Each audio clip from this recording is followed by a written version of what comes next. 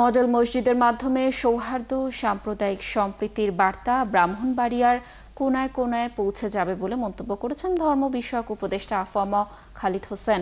সোমবার ব্রাহ্মণবাড়িয়া জেলা মডেল মসজিদ পরিদর্শন শেষে সাংবাদিকদের কাছে এসব কথা বলেন তিনি। ধর্ম বিষয়ক উপদেষ্টা বলেন, ব্রাহ্মণবাড়িয়ায় নির্মিত 10টি মডেল মসজিদ নির্মাণে বড় ধরনের কোনো ক্রস মিস্টেকের খবর এখনো আসেনি।